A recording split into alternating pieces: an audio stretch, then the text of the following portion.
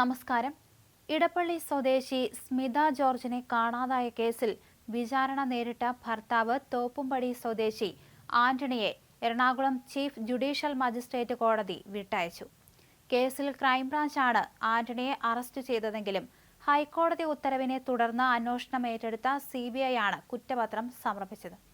ഷാർജയിലെത്തിയ സ്മിതയെ 2005 September 1 ഭർത്താവ് തോപ്പുംപടി സ്വദേശി ആന്റണിയാണ് വിമാനത്താവളത്തിൽ നിന്ന് വിളിച്ചുകൊണ്ടുപോയത്.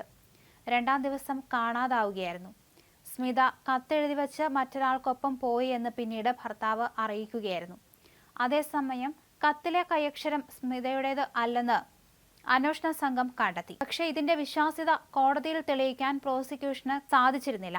സംഭവത്തിന് ശേഷം ഷാർജ പോലീസ് മോർച്ചറിയിൽ സൂക്ഷിച്ചിരുന്ന അജ്ഞാത യുവതിയുടെ മൃതദേഹം പിന്നീട് പരിശോധനയിൽ സ്മിതയുടേതാണെന്ന് ബോധ്യപ്പെട്ടിരുന്നു. എന്നാൽ സ്മിതയ്ക്ക് എന്ത് സംഭവിച്ചു എന്ന കാര്യത്തിൽ ഇതുവരെ ഉത്തരം കിട്ടിയിട്ടില്ല. അതേസമയം ഭാര്യയുടെ തിരോധാനത്തിന് ശേഷം ദേവയാനി എന്ന് പറയുന്ന സ്ത്രീക്കൊപ്പം ഭർത്താവ് ആന്റണി താമസമാക്കിയിരുന്നു. എന്നാൽ ദേവയാനി പിന്നീട് ആത്മഹത്യ ചെയ്യുകയായിരുന്നു. അതുകൊണ്ട് തന്നെയാണ് ഇത്തരത്തിൽ ഈ ഒരു കേസിൽ തെളിവില്ലാതെ വന്നതും ആന്റണിയെ വെറുതെ വിട്ടത്.